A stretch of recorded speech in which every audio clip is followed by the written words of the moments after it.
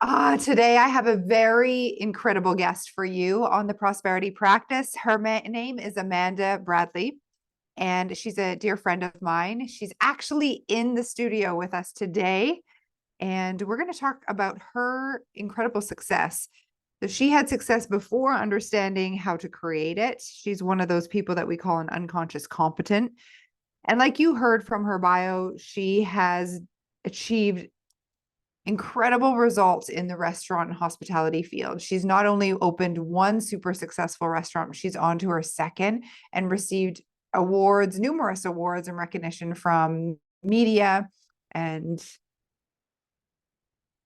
Michelin.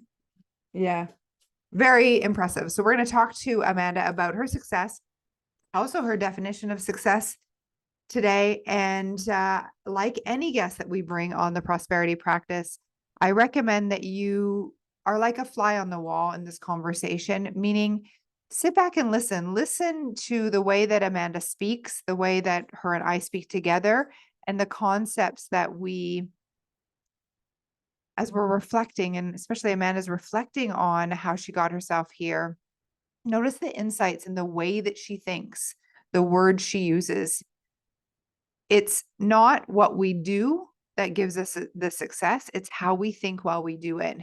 And yeah, that's the best way to use this. So welcome, Amanda, to the show. Thank you. Thank you. I'm so grateful to be here. It's my first podcast, so excited. It's great. Yeah. So first of all, what's your definition of success? Because you said that this is something that you defined while you were in our program. So I'm curious to know what that is for yourself. Yeah, I think I started out with, before doing TIR, I started out with, everybody else's definition of success and what that looked like and what I would see on social media. And I never really actually stopped to think about what that meant for me and to define that. And as I felt as though have floated through my career to that point, I guess, where I didn't really define it. I was just like, oh, this is just all happening for me. And it's amazing. I mean, there was moments of, not so amazing times as well. But that reflection and realization, I realized that success means to me is to be physically healthy and happiness, which is not just for me, but for my family. I have a husband and a 6-year-old daughter who mean the world to me. And their happiness, experienced through my day-to-day process and what that looks like also brings me success. And so from a business perspective, it really is just carrying those things on to my team to make sure that they're happy and healthy and, and not so much always physically healthy, but mentally healthy, I think is a big thing too. Which is something that, I wasn't aware of before doing TIR, but that the mental side of things and how our brain functions is really important. And I utilize that in a lot of my leadership with my team. Because I think that when I can stand in those points of being, physically, mentally healthy and feeling happiness, everything else just falls into place. Like, the financial stuff is great, of course. But it doesn't define who I am, or it doesn't define how I live my life,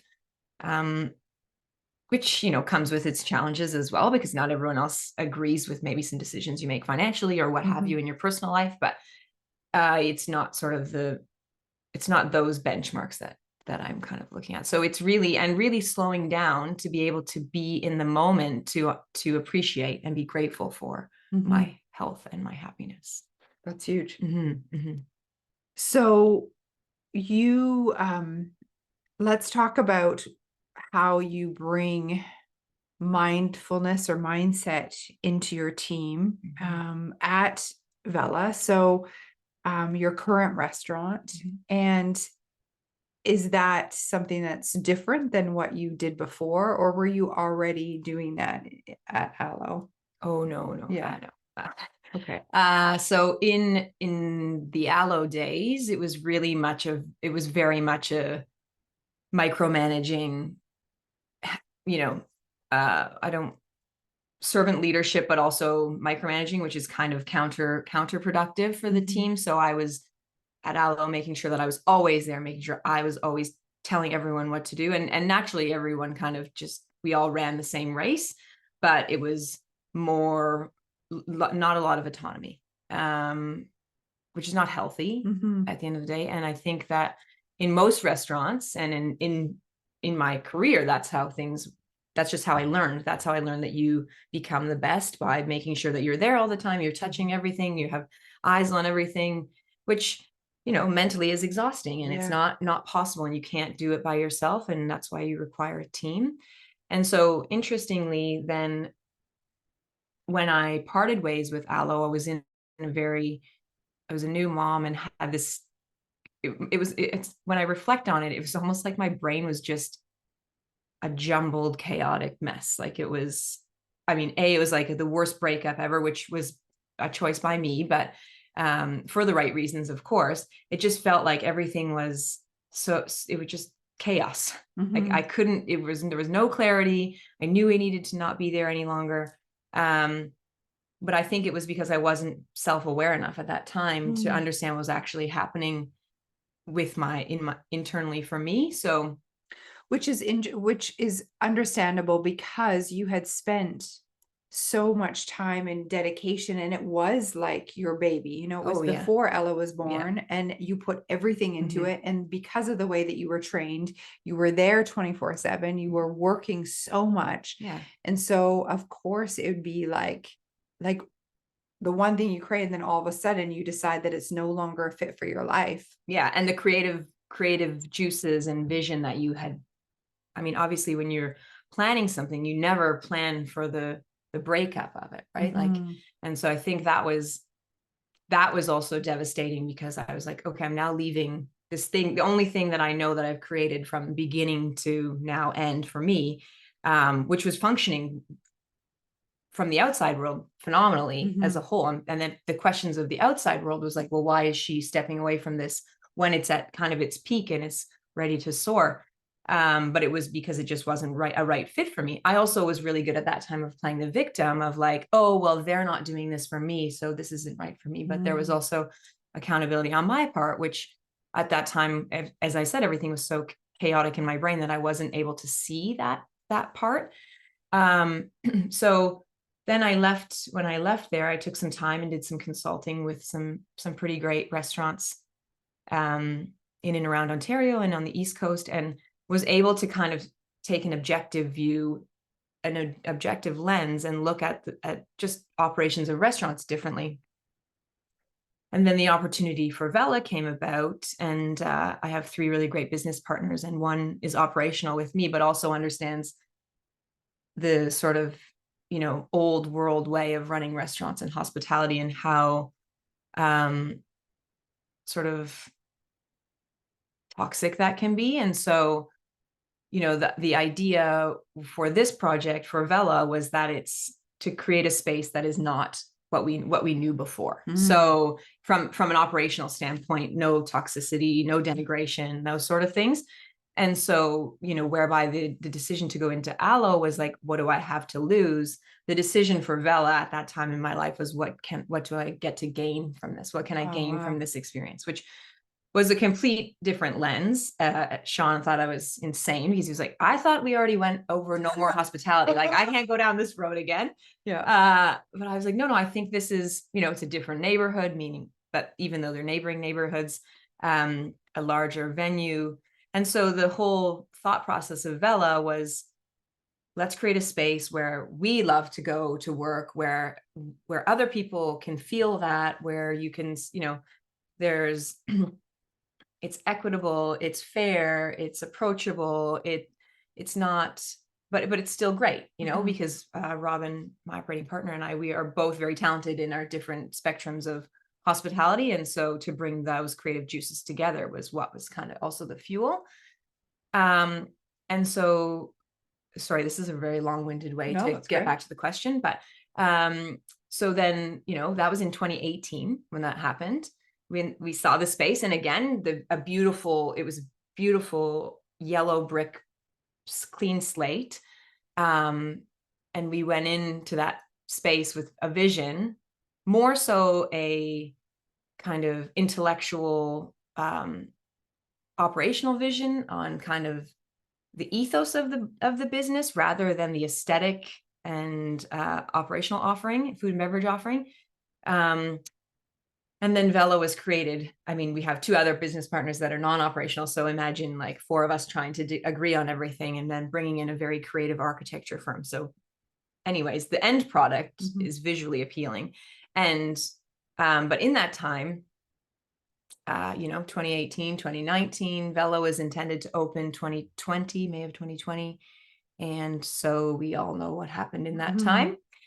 And then for me, I felt like, wow, I'm crashing and burning again. Like this is, now I've got a small child, I've got this project on the go, which I had this amazing vision for. And now I've hired my leadership team, but now nobody can go anywhere. We're sitting at home, we're on Zoom all the time. We've got to keep these people engaged so we don't lose them.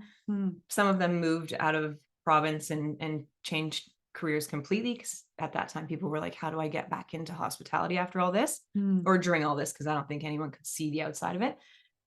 And so we really had to hone in on what the hell we wanted to create and continue to create. And so in my sort of, I don't want to say, it was just kind of felt like a lull. And I knew it that I was on one of your webinars. And I remember hearing you say, when you're ready for the teacher will appear. I was like, okay, I need to sign up I need Danielle's coaching now.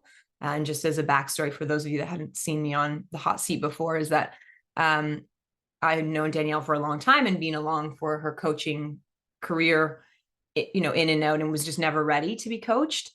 But at that time I knew that I needed more to be able to continue through the Vela project and just recalibrate the way I was thinking, because there was times I just wanted to give up. I was like, I can't go back and I can't create this restaurant. I can't revisit the breakup that I had without those same motions, which is what it was feeling like. I just got shivers as you said that, because here's the thing,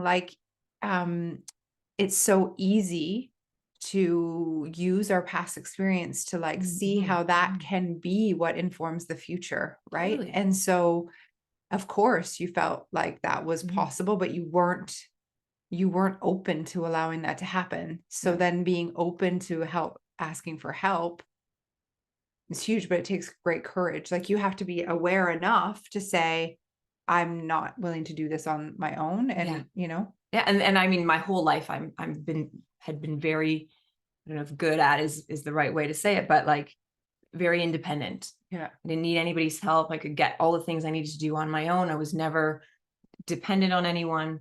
And this was a time where I was like, no, this can't, I need to, in order for me to flourish, I need someone. And obviously very grateful that someone was you and your coaching. And so, we opened Vela then in June 2021, in a time that was, very tumultuous with the labor market, and everything was just extra complicated from what I had known as an operator before. And so I really needed to hone in on the tools that I had learned because I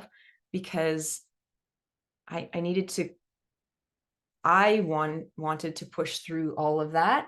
And I wanted to show other people that they can push through that. So, and again, if you're not receptive to it, then it's not going to work. And I have to realize that, we're not, at that time everyone is sensitive to the situation they went through. And, I can't come in preaching to everybody if they're on closed ears. So it has had to be a very delicate situation.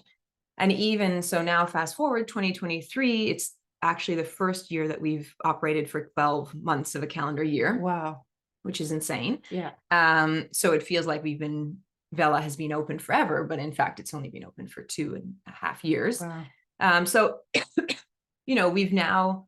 we are kind of feeling a resurgence of people wanting to get back into hospitality. And and having candidates that really want to be part of the team, which is amazing. And so to answer your question about how I integrate sort of, what I feel success and coaching into my team is, every day we do a pre-shift, and typically you would just say like, these are the guests that are coming. This is, menu changes, whatever, we're out of this, that, the other. But I like to do things that throw kind of a wrench in their structure mindset of that. So, like we've done one activity where I give them all a piece of paper and I tell them to write down an intention for their shift. They look at me like I have 3 heads. Yeah. It's like, you don't have to tell anybody. You can, if you think this is stupid, you don't have to do it, but write down an intention. And at the end of, and just maintain that in your mind the whole night, whether that's you want to sell this wine, whether you want to keep a level head, you want to maintain positivity, you want to help 3 colleagues, I don't know, whatever it is. You don't want to think about your girlfriend that you broke up with. Like it's up to them to decide. And the first time we did it, I remember we had this server, and she, at the end of the shift, she came to me. She's like, do you want to see what I wrote? I was like, well, if you would like to share, but there's no, you don't need to share with me. It's really for you. And Danielle, she gave me the paper. It was like this little piece of chit paper. I opened it up and I immediately just burst into tears. And it like makes me emotional to think about it, because she wrote on the paper, leave proud. And so I said to her, so were you successful? Yeah. And she said, yes. And as a leader, it was like, that's what you want. Like, it has nothing to do with the people that you're serving, or, I mean, it has everything to do with the people you're serving, but like, if you can maintain that in someone, and so I kept that piece of paper, and she's now moved to the Cayman Islands, and I send her that like little, sometimes I just send her a photo of that. Because I think that's what's important. And I think that I like to instill those things in the staff, because they can take those tools outside of Vela. It's just about making better humans, I think. And like, think about that. So, leave proud. So as an intention, then all of a sudden it's like, how do I feel proud? What has me feel proud? And it completely changes the lens. Like, okay, so we got a table that comes in, and maybe someone's a bit like assy with you. Your response, like, do you react to that, or are you able to respond in a way that you can be proud that you took the higher road, for example? Like, it really opens up a whole new way of being. And then for her to leave feeling proud, like, what's next? Where else does she carry that into her life? To your point, that's huge. Yeah. So we do exercises like that, and we do things where we talk about like, where do they find inspiration? And also we talk about like, something silly like, okay, when you put on your shoes, what shoe do you put on first? And like, just tap in, they're thinking, how is this relevant to what we're doing right now? It's like, you're just being in the moment and noticing things, like, rather than just skimming through everything you do day to day, like, notice what shoe you put on first, and then switch to the other foot for the next 3 days, or twice in one day. Like, it's just, I've become really, really excited about that style of leadership.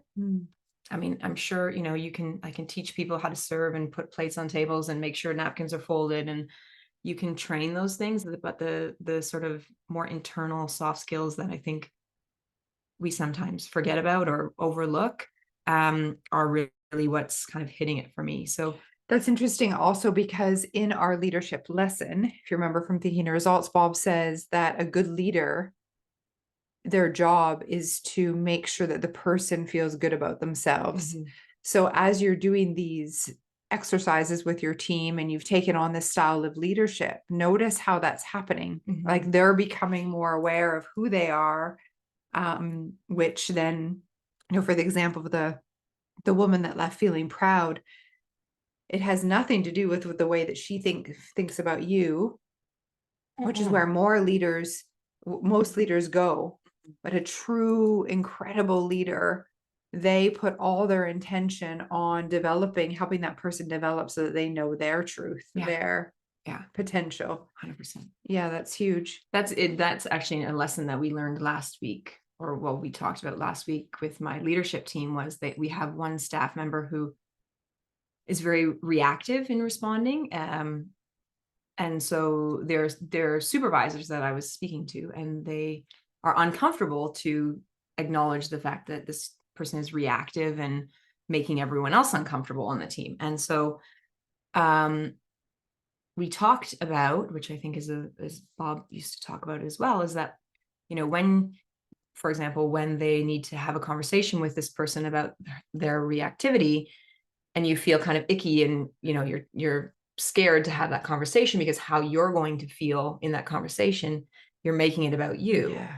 And it's actually shifting the mindset of no, I'm having this conversation with this person because I want it to be about them. I want them to feel, that they can improve, and it has nothing to do with me. Mm-hmm. And when I had that conversation with them, and when I first heard that, I was like, wow, that's huge. Mm-hmm. It's huge to be like, oh no, if I'm going to do this podcast and I'm nervous, Yeah. well, then I'm making it about me. It's not about me. It's about who's listening and how are they, how can they gain from what I'm saying. It's not, it's not if anyone's judging me or anything that we kind of wrap our head around. It's a huge shift. So like Mhm. for everyone listening, thinking about those moments when you are nervous, whether it's like speaking in front of a group of people or one-on-one, notice how you have it in your mind where you're more concerned about what they think of you. And in that moment, if you can change it, like to Amanda's point, to make it like, listen, this has nothing to do with me. As long as I show up and I trust that this conversation impacts one person, then I've done my job. So if I can just keep my energy out there to service in the lens of service, then the nervousness goes away, because it's like, well, none of that matters. Yeah. Yeah, it's huge. And it also helps, I think, from the F word, fear, like there's no fear. What do you, Yeah. just make it up. Yeah. I mean, we're making it up always Yeah. anyway. Yeah, exactly.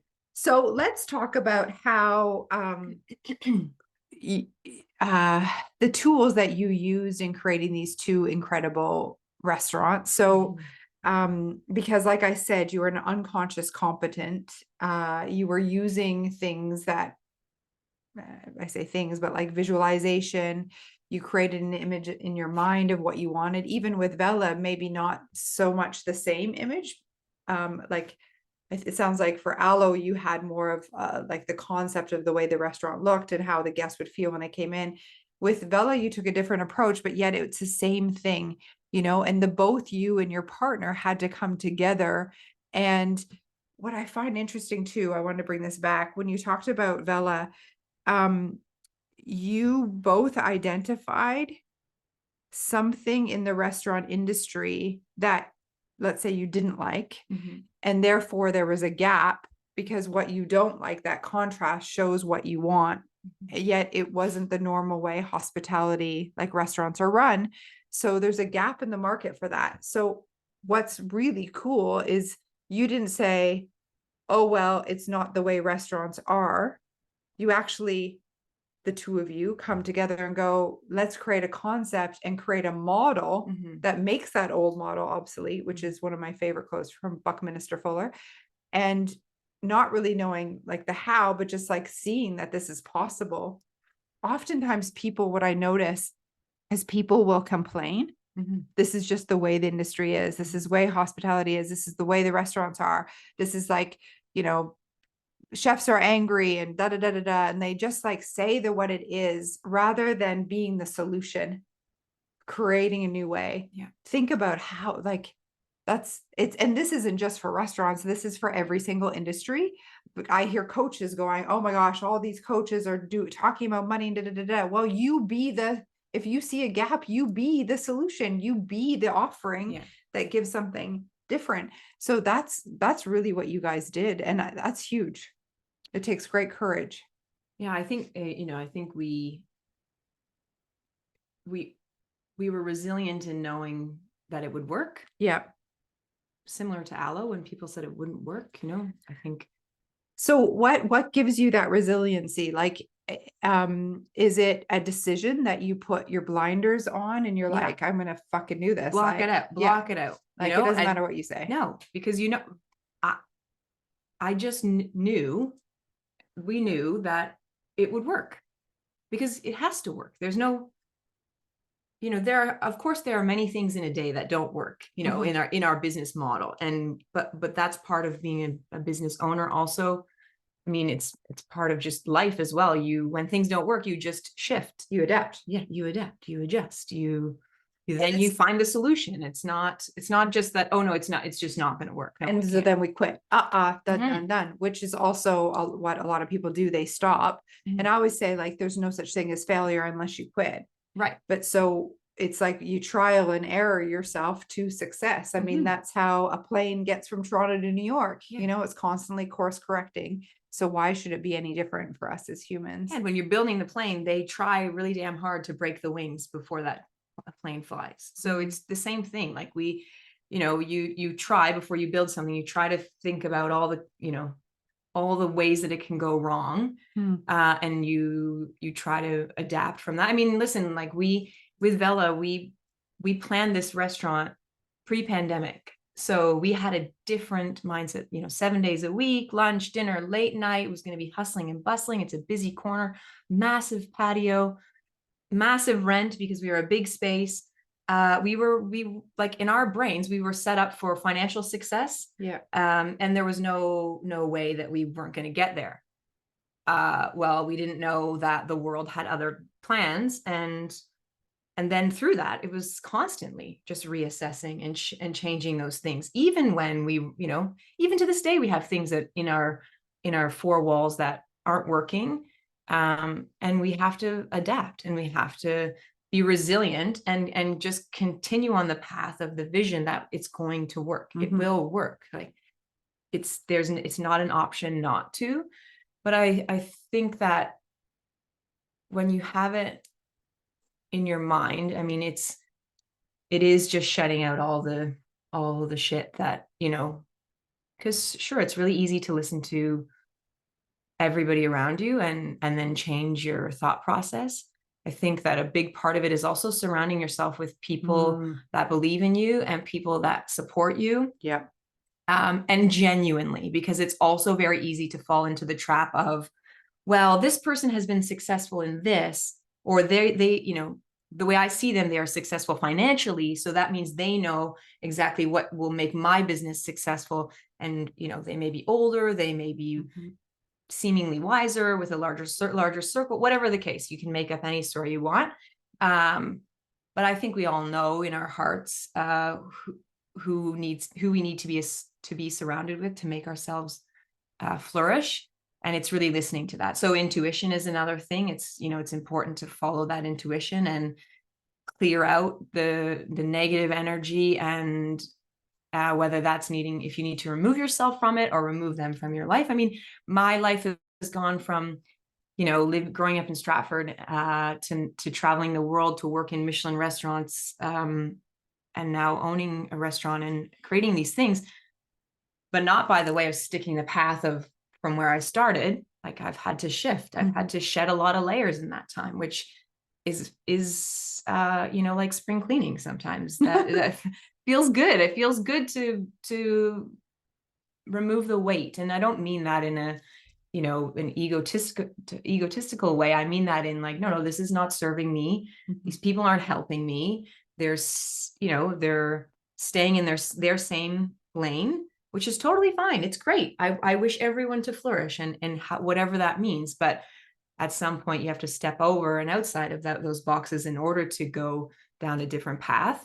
And then you pick up new friends along the way, or new support. And I mean, that's been helpful. It's also been really eye-opening in the last probably 2 years as my daughter gets older, and, there's more people that come into your life, and you just have a different appreciation for things, I think. And it's not about I can't be friends with this person or whatever. It's just understanding who fits the puzzle pieces at this point in time, in the puzzle at this time, and who's going to cheer me on with what I need and that support. And you need to be self-aware in order to find those things as well, I think. Yeah, I think one of the things for me is I notice how I feel when I'm around the person. And I take responsibility because the person isn't making me feel that way. It's me making myself feel it. And it's like, and is it more work for me to stay in a good feeling because their chatter is maybe negative? And then I've got to like constantly be, turning that around. So for myself to stay that, or is it like, are we having conversations about like opportunities, possibilities, dreaming, and like, and that is what lights me up. And then there's sometimes where, I think some of the relationships are like for a different reason. So maybe there's not that like always conversations about opportunities and stuff. And it's just like we're able to be present in our own lives, and that's comfortable as well. But we don't go down like a negative train. I think the universe takes care of people that aren't a vibrational match. Like it's almost like I can see that some people are annoyed maybe around me, like the way that I bring people back to being positive and stuff. Right. And I'm like, okay, it's not a problem. Cause like, the next time we go for dinner, definitely you won't be sitting next to me because like that will be your choice, Yeah, So, exactly. Yeah, I think definitely the people that you surround yourself with, and they, that helps a lot. It's everything actually. Yeah. And your environment too. I think you said this once, or I mean, you've said it probably many times, but the first time I ever heard you say this is like, how you do one thing is how you do everything. I use that with my team as well. It's like, you guys, you want to walk over the crud on the floor, but like acknowledge how you do one thing is how you do everything. Like, how does that show up in other layers or areas of your life? That really resonated with me as well, as just a reminder of like noticing that I do this often. So what's happening there? Yeah. What's that? What is that about? Yeah. And what's cool is you're providing a place of growth in the workplace so that if they if they change those habits, it's not that it's broken. So I'm mindful of that word. It's if they change those habits of like walking over crud on the floor, and now they become the person that recognizes it and does something about it, then, and you create that like practice ground at Vela, then that is going to carry over into the other areas of their life where they become more disciplined or more aware, which is very cool. Yeah. I mean, I think I've, in the last little bit, I've become hyper aware that it's not, for me, it's not really about Vela. It's really about the people and the humans and those, and there's staff that come and go. I'm not saying that like I'm gonna be the one that changes everybody's life, but I feel like it's such a platform to make those small awarenesses, or to help guide them into some type of awareness. And maybe they don't hear it, as we said before, like maybe they're not ready to hear it. I was also, I think I become really excited about human behavior, which I believe I said already. And so I'm always listening to podcasts. I'm always reading. I love music also, but I'm just been diving into information. And at first I thought, okay, well, what can I do? What can I do next? Like, what can be the next thing so that I can help people? And then I had this epiphany last week. Why am I I have the perfect platform. I have 65 employees that I can speak to and help and shift and, or just give tidbits of information.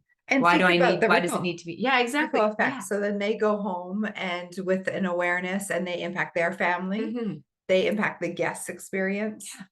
Yeah, it's paramount. And it's, I don't want to suggest that it's simple, but it's exciting. It's exciting. It's also exciting to understand the individuals and be able to speak to them how they want to be spoken to. Do you do much with your staff around their goal setting and understanding what it is that they want on a micro scale? So only within a certain few hours in their shift, for Yeah. example. I haven't adapted anything grander than outside of what they do within their hours at work. Yeah. Even within that though, because we know that when their desire is strong, it's those thoughts that are actually leading to the action. So the truth is they're at a shift at Vela as a server, let's say, or a bartender.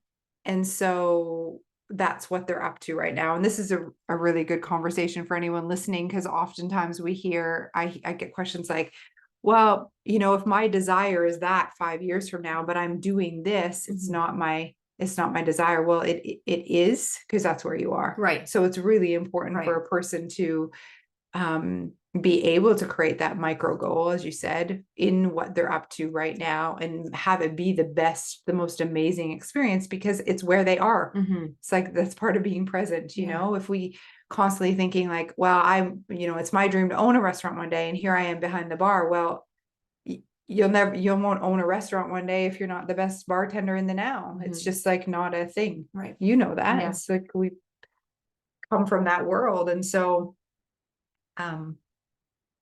be cool to see how those conversations. I mean, I think there has been conversations with my leadership team around that, because it's often in our industry where people want to be a general manager. They don't want to be a supervisor. They want to be, they want to go to that next level, and they want to go quickly. I mean, I don't think it's just hospitality. I think it's most industries. People want to fast track because at that time they feel that their definition of success is getting the next job title. And they're seeing it as a destination rather than like the journey.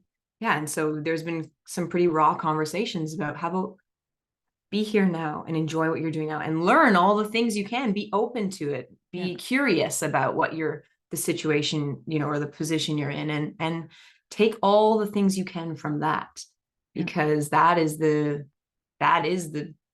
journey, and that is what you're here for.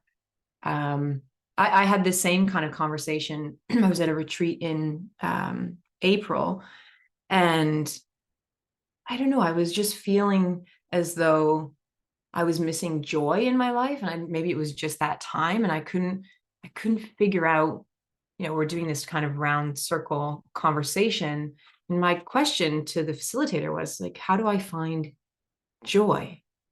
And now reflecting on it, I was like,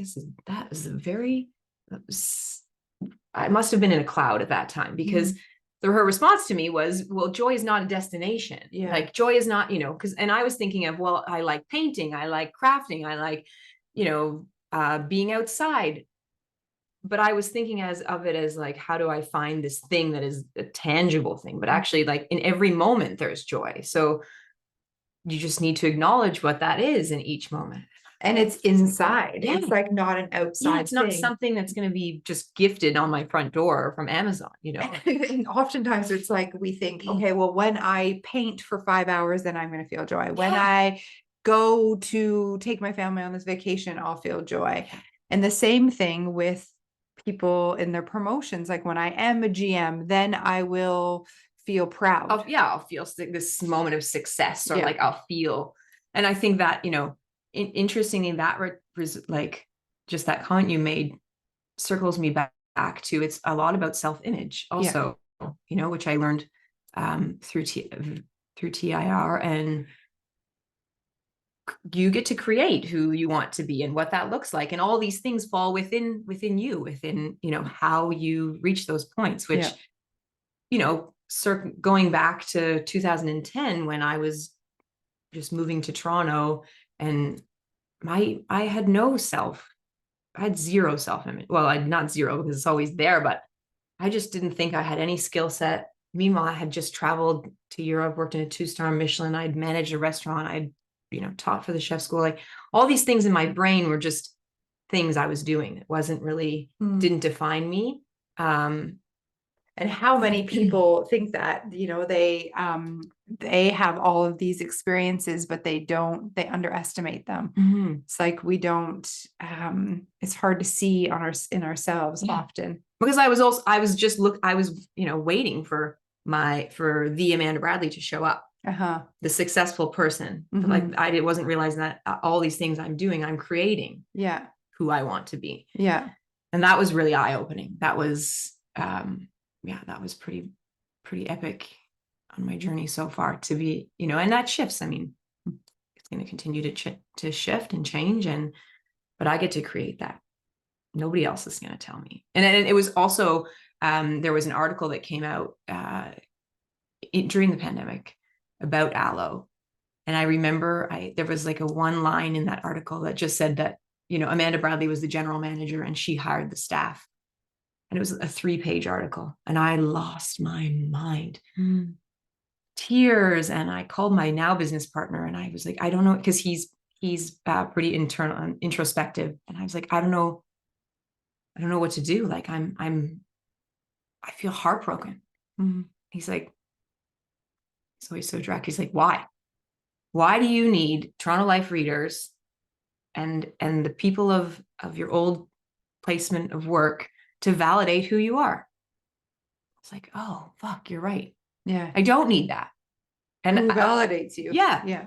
Like I need to validate me. I know what I did there. I know what I created. I know what we created together. And I know, it doesn't take away from any of that. And I think that was also a reminder of, it doesn't matter what everybody else says.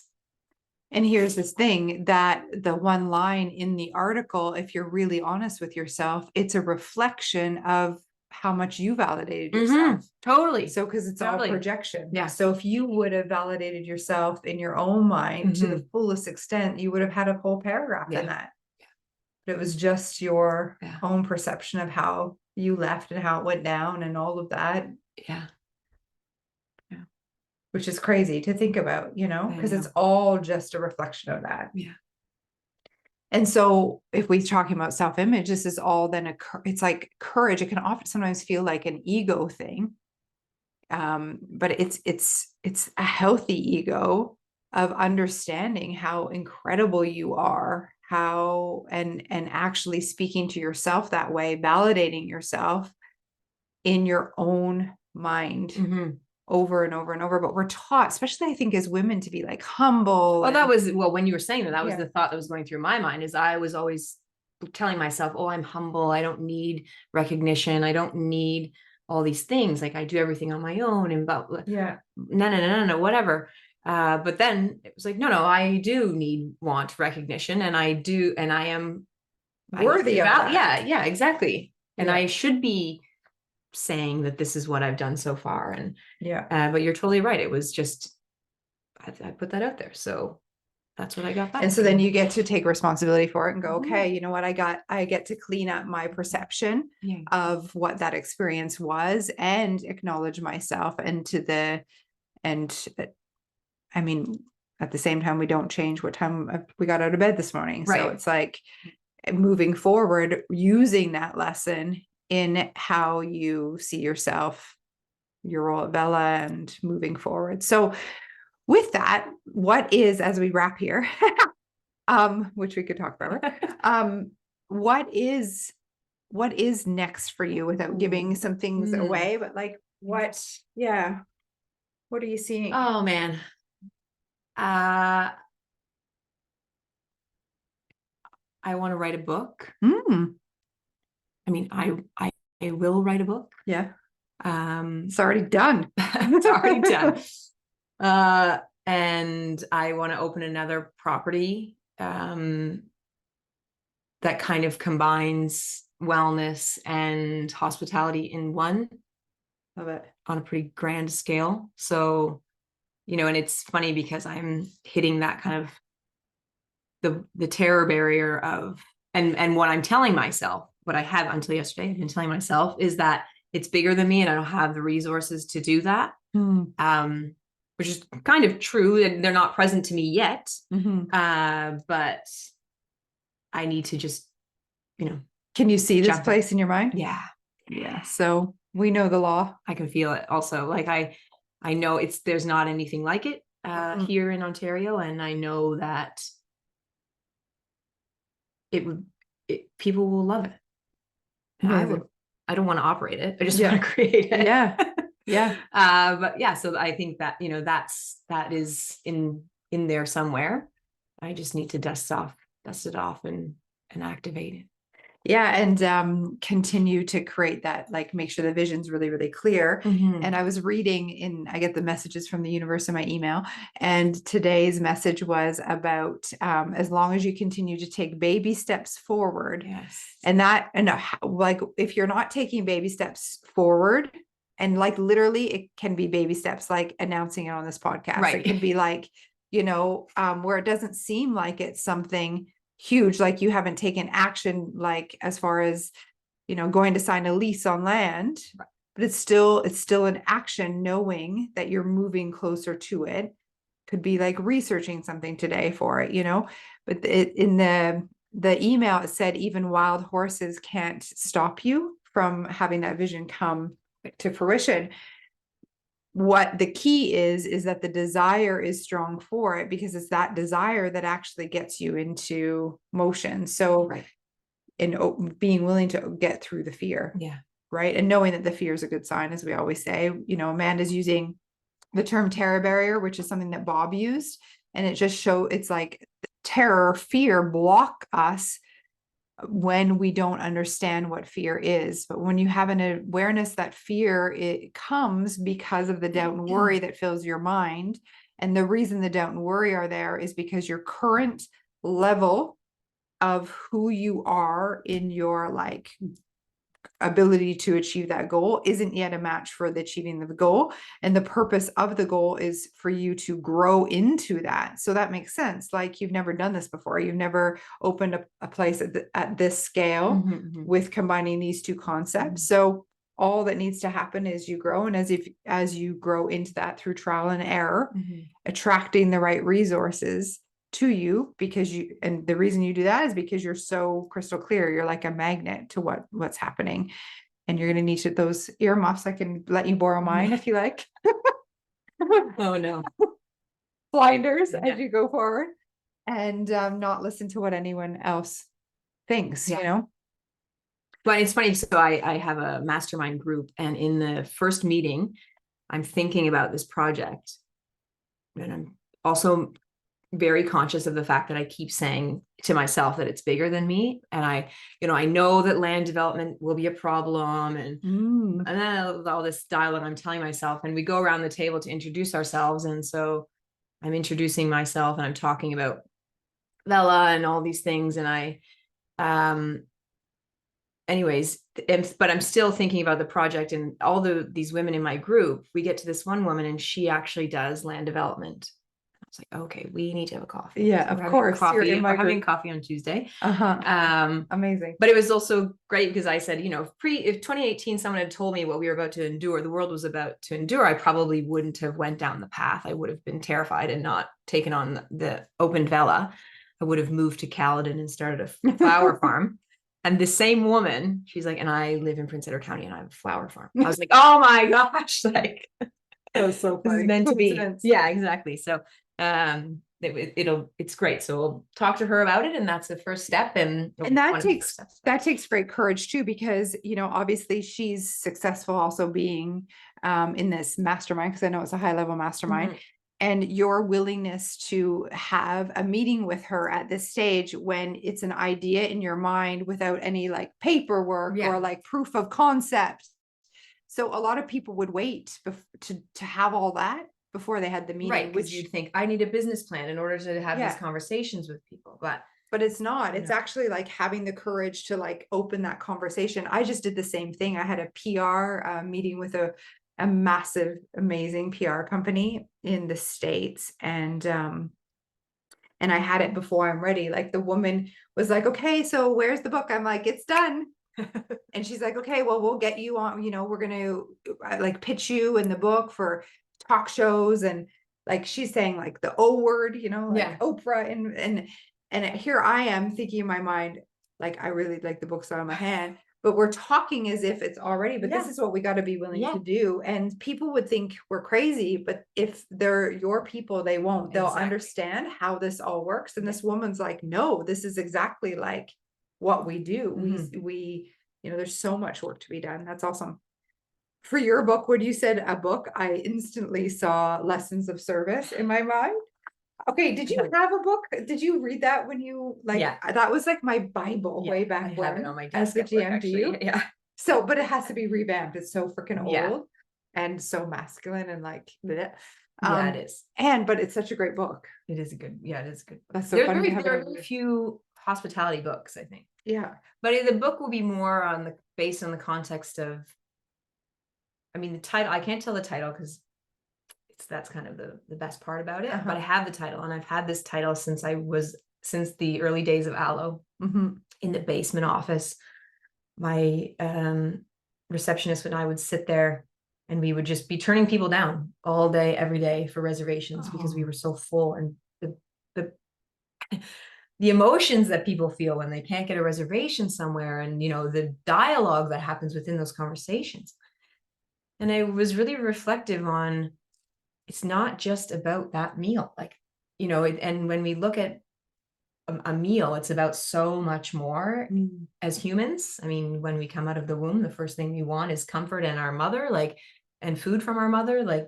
That is what just naturally how we live. And I think that even when we become adults, whether it's, dinner in a restaurant or dinner at home with your family, or you're sharing a meal with someone, or, you work in the industry, or there's so many layers of hospitality that it's more than just that meal. And I think that, some people look at it just as one-sided, or just as fuel, but I think there's a lot more thought that we can dive into. So Totally. I think that's basically the premise of it. It's probably the best I've ever articulated it, actually. So You're gonna thank need God this recording. recording. That reminded me. Do you remember Chris from Chateau des Charmes? Yes. Okay, so when I was a GM at the restaurant, he said something that has always stood out to me.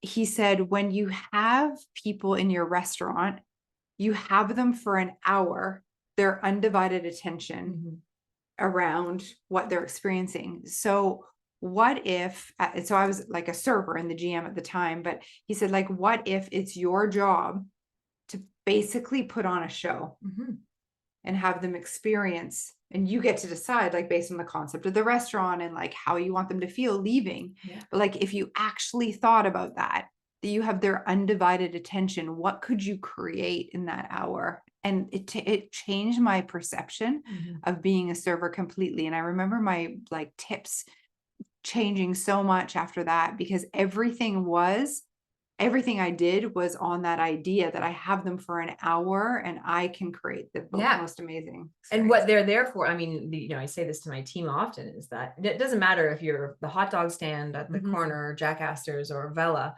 or 3-star Michelin. Everybody that wants to have the experience takes value differently. So within that 1 hour of undivided attention, if you can hone in on what they get value from, you win every time. You win. It doesn't matter if they want that photo for their Instagram, or if they want to spend time with on a date, or if they are celebrating something, whatever the case may be. If they want just to be doted over with the most expensive bottle of wine, it's your job in creating that experience is making sure that you nab that value add within those 60 minutes that you've got them, aware of it. And that can be in many different ways. And it takes those skills sometimes you can't teach. No. Yeah. You know what would be interesting to bring into that conversation as you get to understand a table and that value add is. I wonder how much of the love languages you would see. Oh yeah.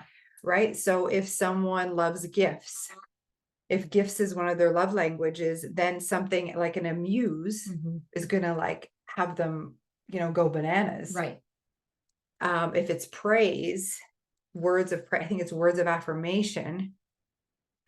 It could be the words of affirmations that they receive from the photo that they take for Instagram, to your point. Or and in addition to that, what could a server do to praise them? So on their menu choice, right?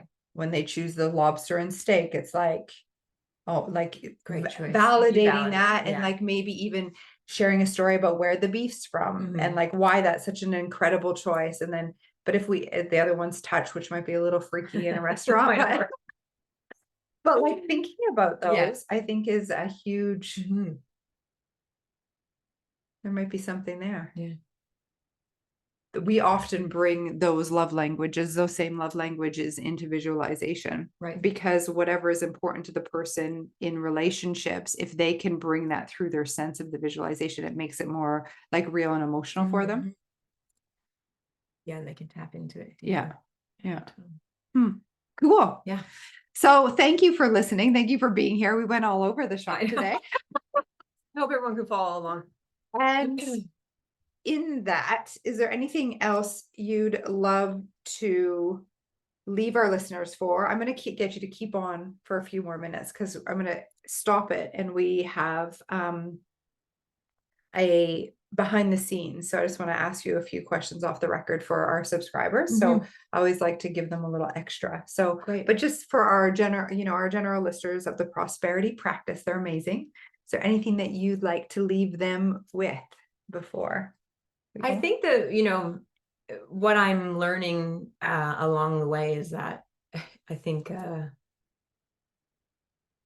what is Gwyneth? No, Gwyneth. Anyways, Paltrow? no, not Gwyneth Oh. Paltrow. Author. What's her name? Glennon Doyle. Sorry. Oh, yeah. She says like we can do hard things. Mm.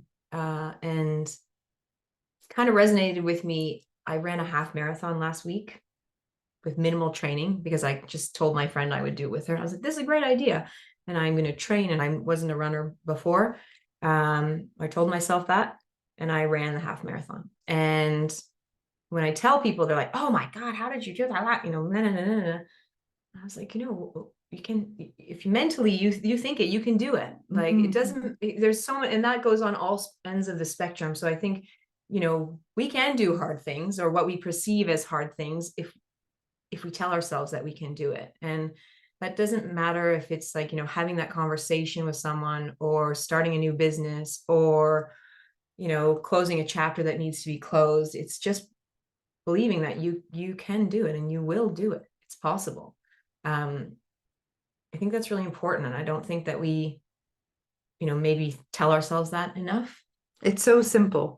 It's so if you simple. think you can, you will. Just that's it. And then once you do it, once you step over that, that's yesterday's news. It's so much, it's just easier the next time when you, or the next thing comes up, and you can overcome that, or you can shift that, or you can, whatever it is. I think it's really important. And it's important also to stay curious and open. Love it. Thank you. Thank you. Thank you for listening. We will put all of Amanda's contact details, as well as if and when you're in Toronto to go visit her at Vela.